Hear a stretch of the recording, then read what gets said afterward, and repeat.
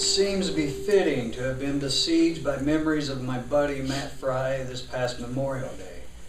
I wasn't even thinking of Matt at first. I was busy sifting through boxes of past writings and correspondences, searching for something I wasn't even sure I was searching for. I woke up that morning with the task on my mind, a to-do that had not existed before falling asleep the night before. Matt soon found me in the form of a letter written in 1987, postmarked Van Nuys, California, pulled from a box. The letter began, "Hey there, you crazy last semester squawker. What's the latest parrot head activity back on the campus of USI?" Matt and I bonded because of Jimmy Buffett, a mutual friend aware of our devotion to the beach bum balladeer famous for Margaritaville, introduced us. We became fast friends. We also shared a fondness for John Prine and Jerry Jeff Walker. Matt introduced me to a Jerry Jeff song called My Buddy.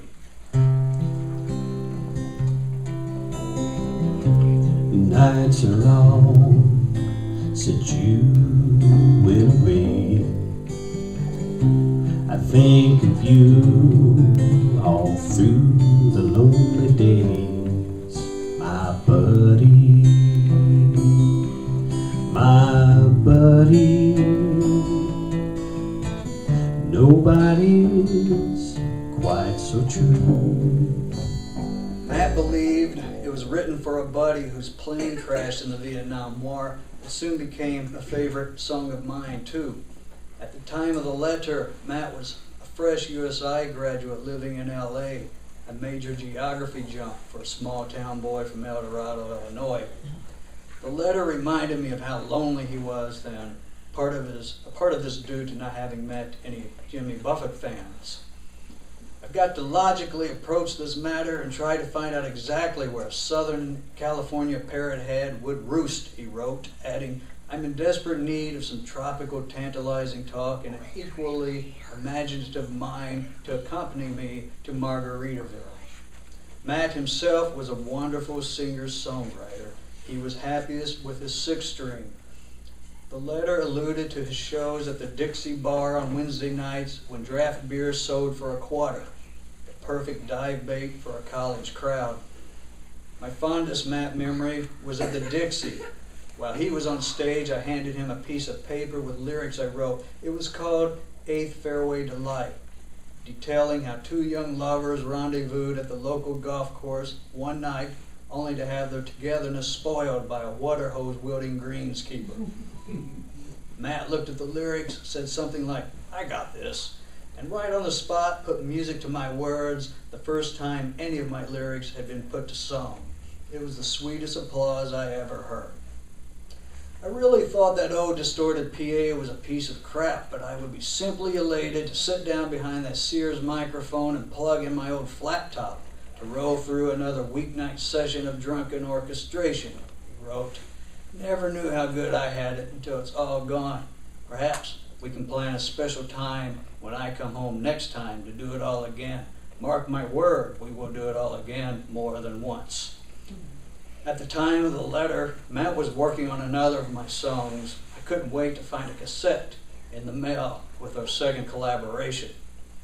In the letter, Matt mentioned the constant questions gnawing at him. Did I make the right move?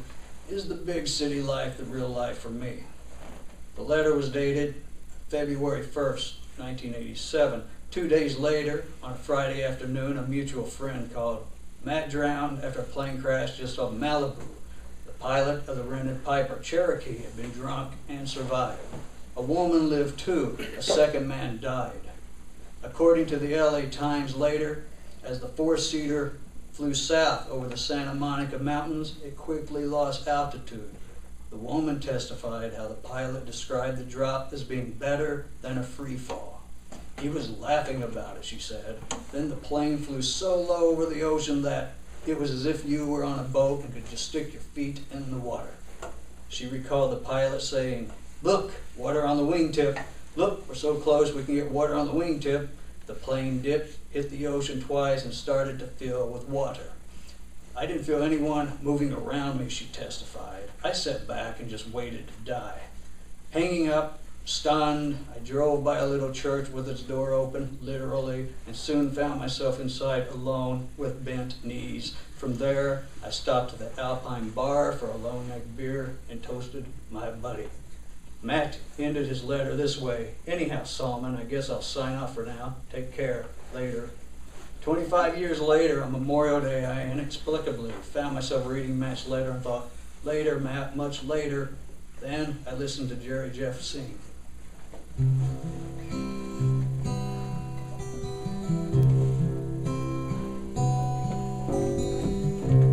Nights so long since you went away.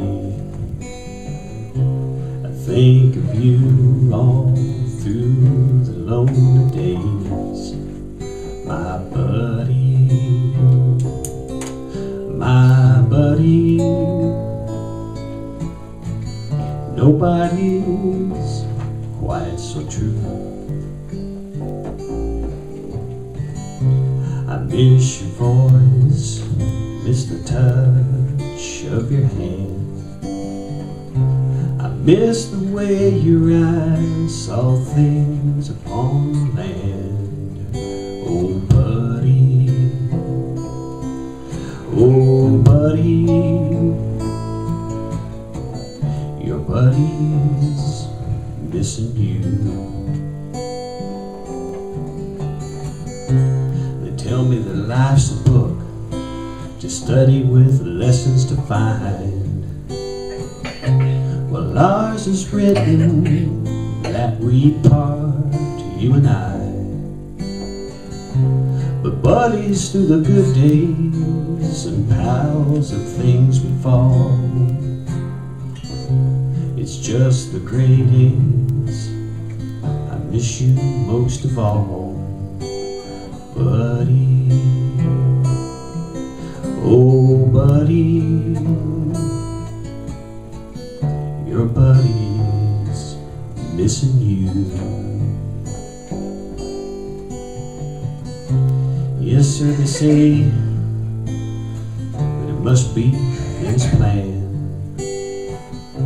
So I'll be like a good little boy and say I understand. Buddy, your buddy will always have the blues.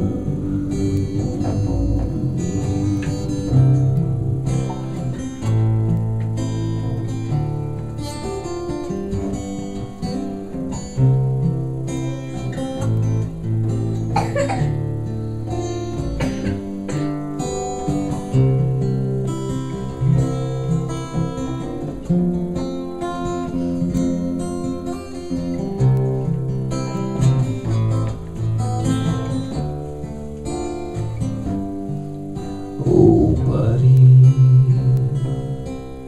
your buddy,